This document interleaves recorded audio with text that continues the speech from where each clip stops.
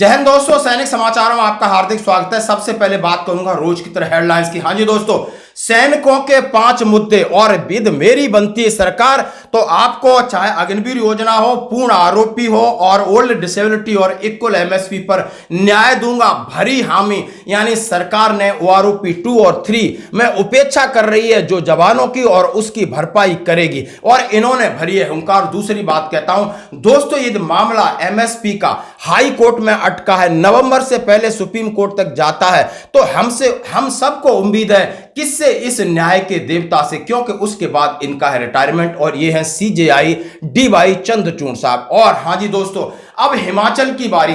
हिमाचल के सैनिकों ने एकजुटता दिखा करके चुनाव में कूदने की करी तैयारी। आखिर कौन सी पार्टी और कौन कौन कैंडिडेट कहां से कूद रहा है? तो दोस्तों खबरें करते विस्तार से। जैसा हम सभी जानते हैं कि ओआरओपी 1 चला गया, ओआरओपी 2, अब ओआरओपी 3 की बारी। ओआरओपी 1 जिस तरीके से लागू हुआ और ओआरओपी 2 में आपने देखा होगा प्रीमेचर को हटा दिया और बहुत सारी अड़चनें डाल दी। अब ओआरओपी 3 की बारी। जैसा कि कल ट्राई सर्विस एक्सर्विसमैन यूनियन ने लेटर लिख दिया कि भैया इसको समय से दे देना, क्योंकि माननीय हाई कोर्ट का इसी तरीके का आदेश है और आपकी पॉलिसी जो कह रही है उन सब का हवाला देते हुए अब बात कर रहा हूं कांग्रेस पार्टी की। जैसा कि आप समझ सकते हो कि हमारी वर्तमान सरकार ने हमारी बात को सुना नहीं। मानने की मैं बात कर रहा हूं, सुना नहीं। क्योंकि ये मुद्दा सेना के अधिकारियों का होता, एनएफयू का होता और किसी बात का होता तो सुना जाता। ये मुद्दा उन गरीब जेसी और जवानों का था, ये मुद्दा शोषित जवानों का था, विधवाओं का, कि ताकि वो आरोपी की बात सुन ले।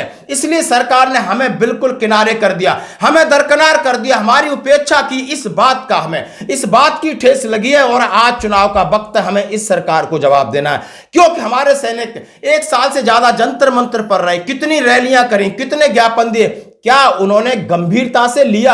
अरे गंभीरता से सुना, मानने की तो बात ही नहीं थी। मांग तुम्हारी इतनी थी कि आप एक जुडिशरी कमेटी बिठा लीजिए और आपने 1 लाख करोड़ रुपए दिया है, आप उसका विश्लेषण, उसका एनालिसिस, उसका पोस्टमार्टम, उसका आप अकाउंट करके देख लीजिए कि किसको ओआरपी का फायदा मिला है या नहीं मिला है।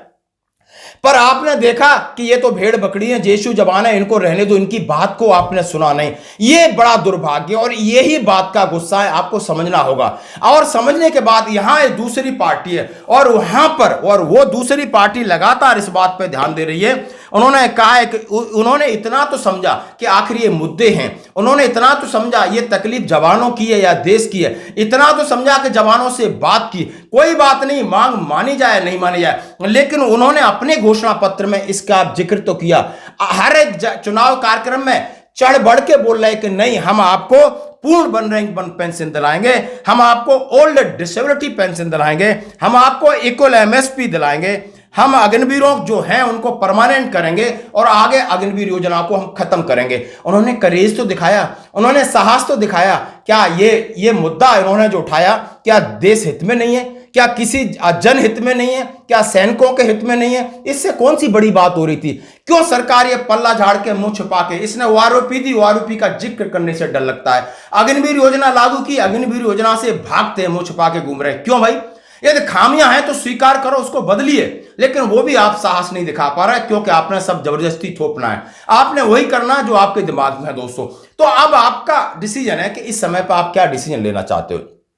चुनाव चल रहा है, एक सैनिक है तो या तो चुनाव लड़िए या ऐसे लोगों का बहिष्कार करना पड़ेगा, एकता दिखानी पड़ेगी। और ये हमारी कमी रही कि हम संगठित नहीं हो पाए। आज संगठित होते और हमारा बहुत बड़ा कैडर होता, हमारा एक फेडरेशन होता, तो ये सरकार, ये पार्टियां हमारे आगे आके पानी भरती। लेकिन हमारा दुर्भाग्य है कि हम जल्दबाजी में बड़े डिसीजन में कहीं ना कहीं चूक गए दोस्तों। आगे बढ़ते हैं, मैं एमएसपी की बात इसलिए करना चाहता हूं कि जैसे कि इक्वल एमएसपी का मामला माननीय हाई कोर्ट में और बार बार इसकी तारीख मिल रही है, हमें इस बात की उम्मीद है कि माननीय हाई कोर्ट यदि हमें निर्णय दे देता है तो मामला सुप्रीम कोर्ट में जाता है और सुप्रीम कोर्ट के या न्याय के देवता मुख्य न्यायाधीश डीवाई चंद्रचूड़ का कार्यकाल नवंबर में खत्म हो रहा है। और इस तरीके से इन्होंने सरकार को लताड़ा। आपने देखा होगा इलेक्ट्रॉनिक बॉन्ड के जरिए, बॉन्ड के लिए 24 घंटे का समय दिया था, चाहे बैंक का बात हो, चाहे नेताओं की बात हो, बंद लिफाफे की बात हो, जहां उन्हें लगा कि संविधान और न्याय कहीं ना कहीं पीछे जा रहा है और मनमानी आगे जा रही, उन्होंने लताड़ लगाई। कभी गर्म भी रहे, कभी नरम भी रहे।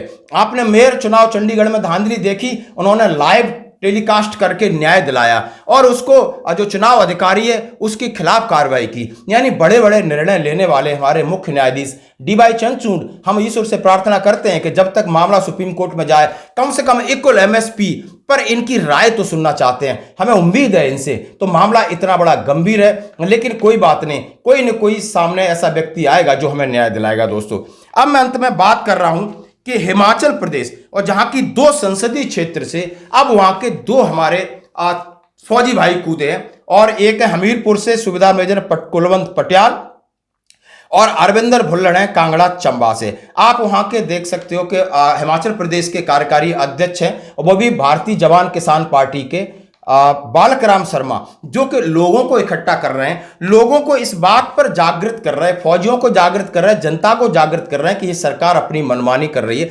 सरकार निरंकुश होती जा रही है, अंकुश लगाना जरूरी है। उन्होंने किसी पर भरोसा नहीं किया, उन्होंने भारतीय जवान किसान पार्टी, जिसका कैडर पूरे भारत में लगभग 150 कैंडिडेट खड़े हो गए हैं, जहां जहां से जो भी कैंडिडेट खड़े हो गए, आप हमसे संपर्क कर सकते हो। हम आपका प्रोग्राम, आपकी जो विचारधारा है अपने सभी सैनिकों के सामने और जनता के सामने जरूर अपने चैनल के माध्यम से रखूंगा।